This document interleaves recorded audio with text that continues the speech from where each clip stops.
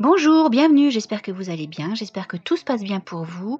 Aujourd'hui, c'est l'épisode 05 concernant la partie C grand 1 petit 1, les bases de la vie du bouddhisme de Nichiren pour la nouvelle ère du Kozen-Rufu mondial. Et ici, ce sera la vie de Nichiren. Plus tard, vous aurez ses enseignements. Voici le contenu de la vie de Nichiren. Mu par un engagement et par une compassion inébranlable, Nichiren, 1222-1282, consacra sa vie à transmettre la loi merveilleuse Nam-myoho Renge-kyo. Il entendait ainsi éradiquer la souffrance et permettre à tous les êtres humains de révéler la bouddhéité inhérente à leur vie. Durant toute son existence, il chercha à remédier et à mettre un terme aux maux qui faisaient obstacle au bonheur humain, ce qui lui valut d'être sans cesse assailli par les difficultés et les persécutions. Les premières années. Nichiren est né le 16 février 1222 à Katomi, un hameau du littoral qui faisait partie du village de Tojo et du district de Nagasa. Dans la province d'Awa, ce lieu se trouve aujourd'hui inclus dans la ville de Kamogawa, dans la préfecture de Chiba. C'était le fils de roturier dont la famille subvenait à ses besoins par la pêche. À l'âge de 12 ans, il commença à étudier dans un temple des environs, le Seishoji. Durant cette période, il fit le vœu de devenir la personne la plus sage du Japon. Dans la lettre intitulée « Les maîtres des trois corbeilles Shun Wu-wei », l'écrit numéro 17. Il chercha à acquérir la sagesse contenue dans les enseignements bouddhiques afin de surmonter les souffrances fondamentales de la vie et de la mort et de mener ainsi ses parents et tous les êtres humains à un bonheur authentique. À l'âge de 16 ans, désireux de comprendre plus profondément les enseignements bouddhiques, il devint officiellement moine au Seishoji, où il fut formé par le moine aîné Dozenbo. Peu après, il obtint un joyau de sagesse aussi brillant que l'étoile du matin, toujours dans la lettre intitulée « Les maîtres des trois corbeilles Shan Wu-wei ». On peut penser que Nichiren entendait désigner par ces mots la sagesse qui permet de percevoir la loi merveilleuse, essence même du bouddhisme. Nichiren se rendit à Kamakura, Kyoto, Nara et dans d'autres hauts lieux de l'enseignement bouddhique pour étudier minutieusement les sutras et commentaires conservés dans des temples majeurs tels que l'En-Ryaku-ji sur le mont Hiei, siège de l'école Tendai, et pour se familiariser avec les doctrines essentielles de chaque école. Il réaffirma que le sutra du lotus était le plus important de tous les sutras bouddhiques et que la loi de Nam-myoho Renge-kyo à laquelle il s'était éveillé était l'essence de ce sutra. Cette loi permet en effet à tous les êtres humains de se libérer de la souffrance. Il s'éveilla aussi à sa mission de transmettre Nam-myoho Renge-kyo, l'enseignement permettant à toutes les personnes vivant à l'époque de la fin de la loi d'atteindre l'illumination. Deuxième point, la proclamation de son enseignement. À travers ses études dans de hauts lieux du bouddhisme, Nichiren réaffirma sa mission de transmettre la loi merveilleuse, Nam-myoho Renge-kyo, et indiqua le moyen pour y parvenir. Il s'élança dans son combat en sachant qu'il rencontrerait inévitablement de grandes oppositions et de grandes persécutions. Le 28 avril 1253, autour de midi, au temple Seishoji, il réfuta le Nembutsu et les autres enseignements bouddhiques de son époque et proclama que Nam-myoho Renge-kyo était le seul enseignement pouvant mener tous les êtres humains à l'époque de la fin de la loi et à l'illumination. C'est ce que l'on appelle la proclamation de son enseignement. Il avait alors 32 ans. C'est autour de cette époque qu'il adopta le nom de Nichiren, littéralement soleil lotus. Sa dénonciation des doctrines du Nembutsu provoqua la fureur de Tojo Kagenobu, l'intendant local, un fonctionnaire du gouvernement de Kamakura, doté du pouvoir de faire appliquer les lois et de collecter les impôts, qui était un fervent croyant de l'école de la terre pure, du Nembutsu. Kagenobu tenta d'organiser une attaque armée contre Nichiren, qui parvint à s'échapper de justesse. Nichiren se rendit alors à Kamakura, siège du gouvernement militaire. Il s'installa dans une petite habitation située dans le quartier de Nagoe, un lieu connu plus tard sous le nom de Matsubagayatsu, et s'élança avec passion dans la transmission de son enseignement. Tout en réfutant les erreurs des enseignements du Nembutsu et du Zen, qui avaient acquis une grande influence auprès de la population de Kamakura, Nichiren transmit Nam-myoho Renge-kyo. C'est durant cette première période que les disciples bien connus tels que Toki-jonin, Shijo Kingo et Ikegami Munenaka, l'aîné des frères Ikegami, se convertirent à son enseignement. Shijo Kingo est aussi nommé Shijo Yorimoto. Troisième point, l'envoi du traité sur l'établissement de l'enseignement correct pour la paix dans le pays et les persécutions qui suivirent. Durant la période pendant laquelle Nichiren entreprit de transmettre ses enseignements à Kamakura, le Japon fut confronté à une série de désastres et de calamités naturelles, notamment des conditions climatiques extrêmes, de graves tremblements de terre, la famine, des incendies et des épidémies. Entre autres, un tremblement de terre particulièrement dévastateur frappa la région de Kamakura en août 1257 pendant l'ère Shoka. Il détruisit de nombreuses maisons et d'importants bâtiments. Ce désastre incita Nichiren à écrire le traité sur l'établissement de l'enseignement correct pour la paix dans le pays, écrit numéro 2, afin de clarifier la cause fondamentale des souffrances humaines et indiquer le moyen de les éradiquer. Le 16 juillet 1260, il soumit son traité à Hojo Tokiyori, le régent retiré du gouvernement militaire de Kamakura, qui demeurait le dirigeant le plus puissant du pays. C'était la première fois que Nichiren adressait des remontrances aux autorités. C'est ce que l'on nomme la première remontrance aux autorités gouvernementales. Dans son traité, il déclara que la succession de calamités était due aux calomnies envers le véritable enseignement bouddhique et à l'adhésion à de mauvaises doctrines. La cause la plus grave, dit-il, était l'enseignement du Nembutsu, popularisé au Japon par le moine Honen, 1133-1212. Nichiren exhorta le peuple à cesser de s'appuyer sur ce type d'enseignement et à adopter sans tarder la foi dans Nammyo Renge-kyo afin d'assurer la paix et la prospérité dans le pays. Il avertit que, si les êtres humains continuaient à suivre de mauvais enseignements, le pays connaîtrait inévitablement des dissensions internes et une invasion étrangère, ce qui correspondait aux 2 désastres appelés encore à se produire parmi les 3 calamités et les 7 désastres.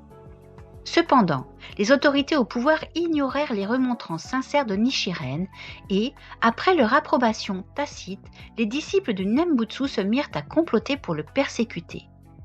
Un soir, peu après l'envoi du traité sur l'établissement de l'enseignement correct pour la paix dans le pays, un groupe de croyants du Nembutsu firent irruption dans le logis de Nichiren avec l'intention d'attenter à sa vie.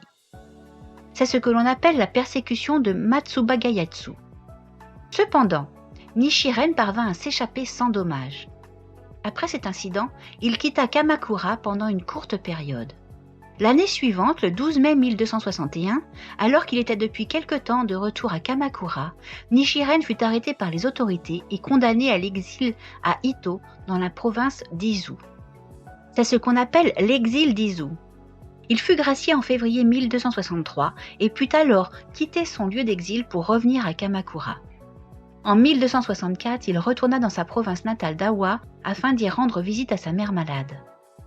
Le 11 novembre de cette année-là, avec un groupe de disciples, Nichiren se mit en route vers la résidence de Kudo, un autre de ses adeptes qui habitait à Amatsu, également dans la province d'Awa.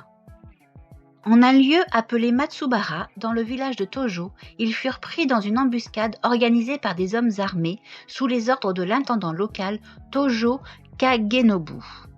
Durant cette attaque, Nichiren fut blessé au front et eut la main gauche brisée. L'un de ses disciples fut tué sur le champ. C'est ce que l'on nomme la persécution de Komatsubara.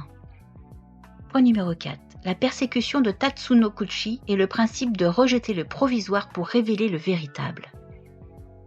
En 1268, une lettre officielle parvint à Kamakura depuis l'Empire mongol. Ce dernier exigeait que le Japon devienne son vassal et le menaçait d'une attaque militaire si cette requête était rejetée. À travers cet événement, le danger représenté par le désastre d'une invasion étrangère s'abattant sur le pays prenait un tour très concret. Cela incita Nichiren à envoyer 11 lettres de remontrance à de hauts dignitaires du gouvernement, notamment le régent Hojo Tokimune et les dirigeants des principaux temples bouddhistes de Kamakura. Dans ces lettres, il déclarait que l'imminence d'une invasion figurait précisément parmi les périls qu'il avait prédits dans son traité sur l'établissement de l'enseignement correct pour la paix dans le pays, et il exprimait l'espoir que les moines des diverses écoles bouddhiques acceptent de se confronter à lui dans un débat public officiel. Ni les dirigeants du gouvernement ni les autorités religieuses ne tinrent compte de cet appel. Considérant plutôt la communauté des croyants autour de Nichiren comme une menace pour le pouvoir en place, le gouvernement entreprit des mesures répressives à son encontre. C'est à peu près à la même période que les moines du Shingon se mirent à bénéficier d'une influence croissante, le gouvernement leur ayant confié la mission de conduire des prières pour la défaite des forces mongoles.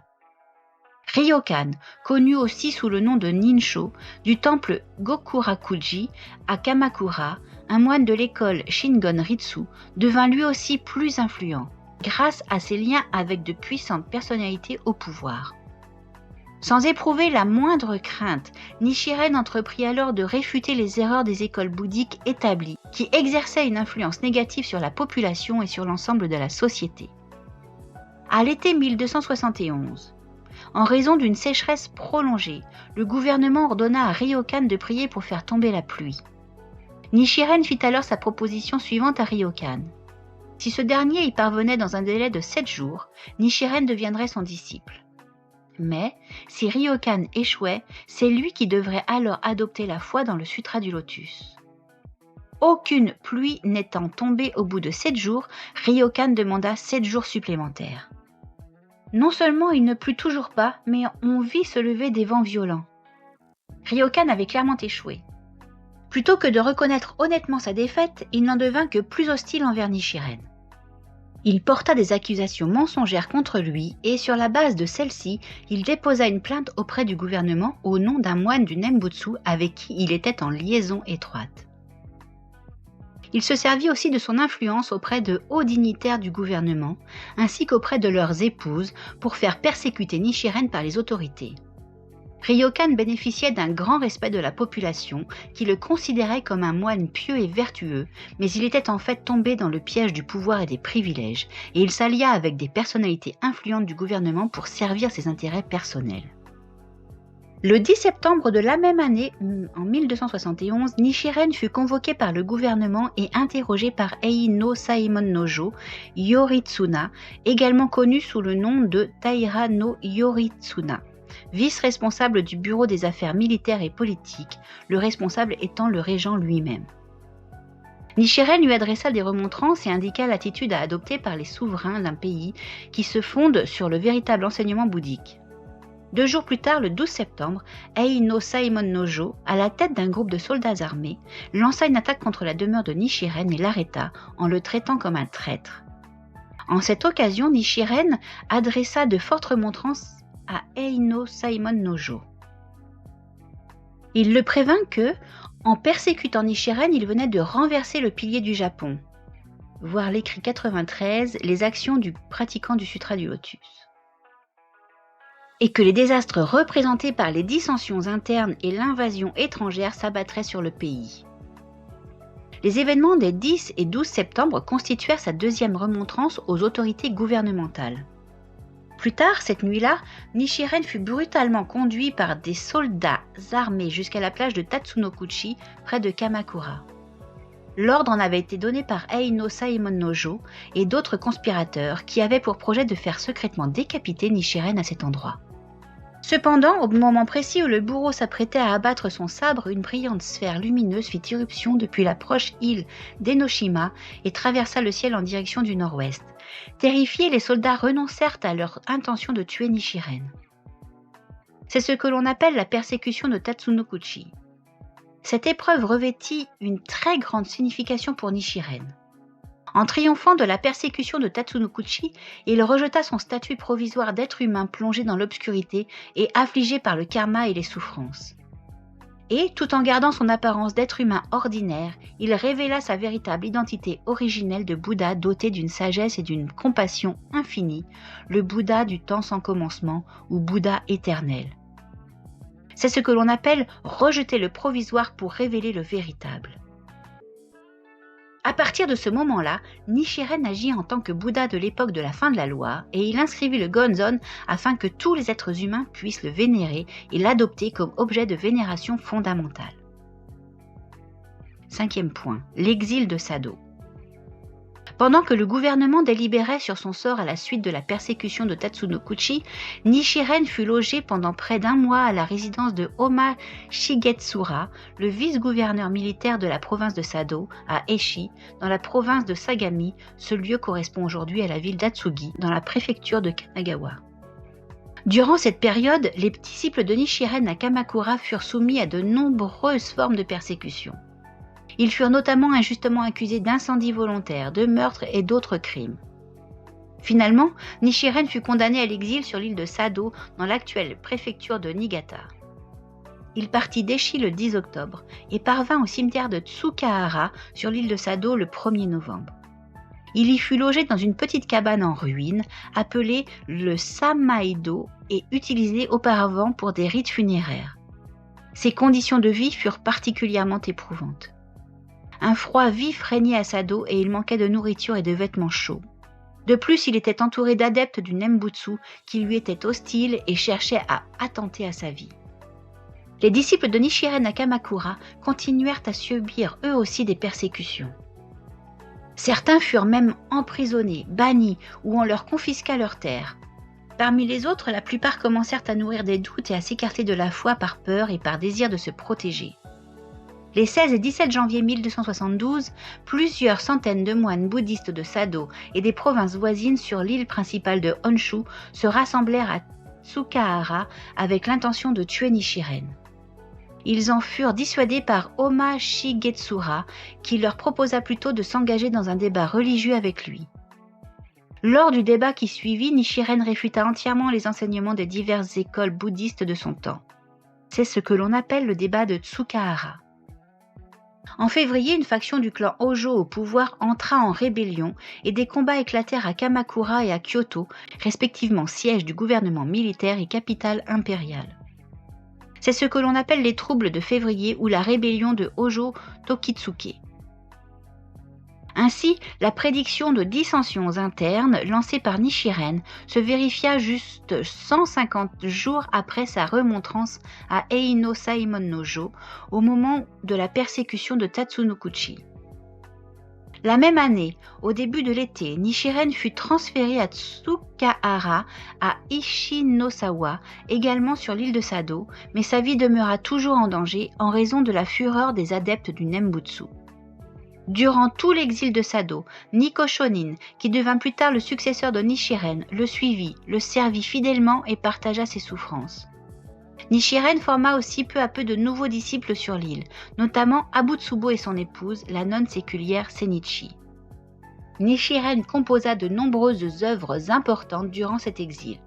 Ses traités sur l'ouverture des yeux et l'objet de vénération pour observer l'esprit sont à cet égard particulièrement significatifs.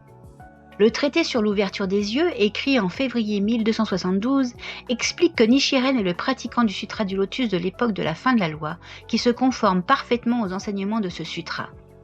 En définitive, il révèle son identité de Bouddha de l'époque de la fin de la loi, doté des 3 vertus de souverain, de maître et de parent, et qui entend mener tous les êtres humains de cette époque ultime à l'illumination. L'objet de vénération pour observer l'esprit, achevé en avril 1273, présente l'objet de vénération de Nammyo Rengekyo destiné à tous les êtres humains de l'époque de la fin de la loi pour qu'ils puissent atteindre la bouddhéité. En février 1274, Nichiren fut gracié, et en mars il quitta Sado pour revenir à Kamakura. Lorsque Nichiren rencontra Eino Saimon-no-jo en avril, il lui adressa de sévères remontrances, en dénonçant le fait que le gouvernement ait ordonné à des moines de prier pour la défaite des Mongols sur la base du Shingon et d'autres enseignements bouddhiques erronés. De plus, en réponse à une question directe de Eino Saimon-no-jo, il prédit qu'une invasion mongole aurait très probablement lieu avant la fin de l'année. Cela constitua sa 3e remontrance aux autorités au pouvoir. Conformément à la prédiction de Nichiren, une importante flotte mongole attaqua Kyushu, la plus à l'ouest des 4 îles principales du Japon, en octobre 1174. C'est ce que l'on appelle la première invasion mongole. Avec cet événement, les 2 prédictions énoncées dans le traité sur l'établissement de l'enseignement correct pour la paix dans le pays, dissensions internes et invasions étrangères, étaient réalisées. C'est la 3e fois que Nichiren adressait directement des remontrances aux autorités gouvernementales et prédisait que des désastres s'abattraient sur le pays. Affirmant alors que ses prédictions s'étaient bien réalisées, Nichiren écrivit « Je me suis jusqu'à présent distingué à 3 reprises ». Vous trouverez ça dans l'écrit 66, choisir en fonction du moment. Partie 6. L'installation au mont Minobu. Après le rejet par le gouvernement de son ultime remontrance, Nichiren décida de quitter Kamakura pour s'installer dans le village d'Aki, sur les pentes du mont Minobu, dans la province de Kai, un lieu situé aujourd'hui dans la préfecture de Yamanashi. L'intendant local Aki Sanenaga avait rencontré Nikko Shonin qui lui avait transmis les enseignements de Nichiren et il était devenu le disciple de ce dernier. Nichiren partit pour le mont Minobu en mai 1274. Cependant, ce départ ne signifiait en rien qu'il se retirait du monde. Au mont Minobu, il composa de nombreuses œuvres majeures, notamment « Choisir en fonction du moment » et « Sur l'acquittement des dettes de reconnaissance ». Dans ses écrits, il clarifia bon nombre d'enseignements importants, en particulier les 3 grandes lois cachées, qui sont l'objet vénération de l'enseignement essentiel, le lieu de culte de l'enseignement essentiel et le daimoku de l'enseignement essentiel. À travers ses cours sur le Sutra du Lotus, il se consacra à développer des disciples appelés à accomplir Gozen Rufu dans l'avenir, enseigner et transmettre largement la loi merveilleuse afin de réaliser la paix et le bonheur de toute l'humanité. Durant cette période, il écrivit de nombreuses lettres à ses disciples laïcs dans tout le pays pour les instruire peu à peu et les encourager afin qu'ils conservent une foi forte, fassent apparaître leur état de Bouddha et remportent la victoire dans leur vie. Point numéro 7. La persécution d'Atsuhara est la finalité de l'apparition de Nichiren en ce monde. Après l'installation de Nichiren au mont Minobu, Nikko Shonin entreprit de transmettre son enseignement dans la région de Fuji, dans la province de Suruga, qui correspond à l'actuelle préfecture de Shizuoka. Il parvint à convaincre de nombreux moines et adeptes de l'école Tendai d'abandonner leur ancienne appartenance religieuse pour pratiquer l'enseignement de Nichiren. Cela provoqua rapidement harcèlement et persécution de la part des temples du Tendai locaux, et ceux qui adoptèrent l'enseignement de Nichiren firent l'objet de menaces. Le 21 septembre 1279, 20 paysans récemment convertis qui habitaient le village d'Atsuhara dans la province de Suruga furent arrêtés sous de fausses accusations et conduits à Kamakura. Dans la résidence de Eino Saimon Nojo, ils furent soumis à de rudes interrogatoires qui équivalaient à de la torture. Bien qu'on fit pression sur eux pour qu'ils abandonnent leur foi dans le Sutra du Lotus, ils demeurèrent tous fidèles à leurs croyances. 3 de ces 20 disciples arrêtés, les frères Jinshiro, Yagoro et Yarokuro, furent finalement exécutés, tandis que les 17 autres furent chassés de leur domicile. Cette série d'événements correspond à ce que l'on appelle la persécution d'Atsuhara. L'exemple de ces disciples paysans persévérant dans la foi sans donner leur vie à contre-cœur convainquit Nichiren que d'humbles personnes ordinaires, ne disposant pas d'une position élevée dans la société, avaient développé une foi suffisamment forte pour résister à de grandes persécutions. Dans la lettre intitulée « Les persécutions subies par le sage », datée du 1er octobre 1279, dans la 27e année suivant la proclamation de son enseignement, Nichiren évoque la finalité de son apparition en ce monde. Alors qu'il sortait à peine de l'enfance, Nichiren avait fait le vœu de devenir une personne de sagesse qui comprenne l'essence du bouddhisme et de libérer fondamentalement tous les êtres humains de la souffrance. L'accomplissement de ce vœu était l'objectif primordial de sa vie. En exposant l'enseignement de Nammyo Renge-kyo, loi fondamentale permettant à tous de parvenir à l'illumination, et en révélant les 3 grandes lois cachées, il établit les fondements de Kozen Rufu pour l'éternité. Durant la persécution d'Atsuhara, des personnes ordinaires ayant adopté la foi dans Nammyo Renge-kyo, qui inclut les 3 grandes lois cachées, se sont consacrées à Kozen Rufu sans donner leur vie à contre-cœur.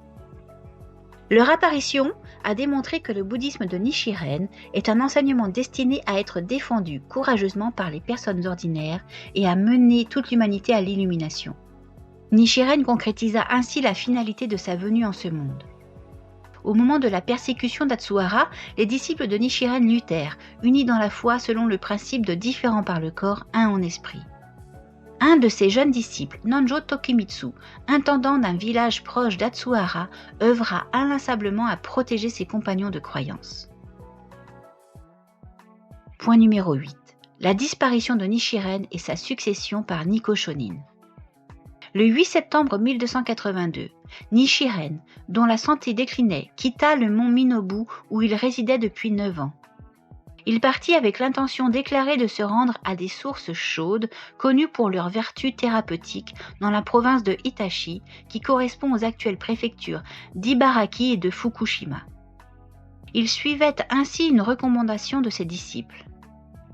Lorsqu'il parvint à la résidence de son disciple Ikegami Munenaka, l'aîné des frères Ikegami, à Ikegami, dans la province de Musashi, ce qui correspond aujourd'hui à l'arrondissement d'Ota à Tokyo, il commença à prendre des dispositions pour la période qui suivrait sa mort. Le 25 septembre, bien que gravement malade, il dispensa, dit-on, un cours à ses disciples sur son traité sur l'établissement de l'enseignement correct pour la paix dans le pays. Nichiren rendit son dernier soupir dans la demeure d'Ikegami Munenaka, le 13 octobre 1282, dans sa 61e année, parvenant ainsi au terme de sa noble vie de pratiquant du Sutra du Lotus.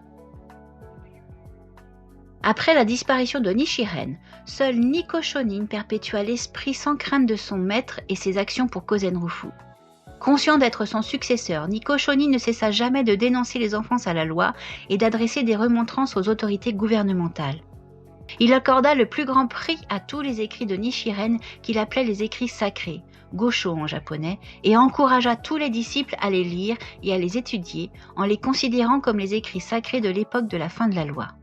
Il forma de nombreux disciples éminents qui s'engagèrent dans la pratique et dans l'étude bouddhique. C'était la partie C, grand 1, petit 1, consacrée aux bases du bouddhisme de Nichiren pour la nouvelle ère du Kozenrufu mondial.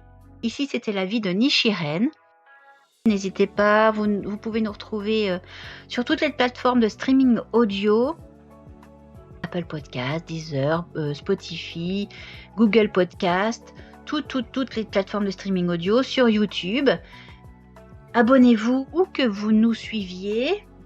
Likez, partagez autour de vous et je vous dis, même sur Instagram vous pouvez nous retrouver, je vous dis à très très vite. Bonne étude!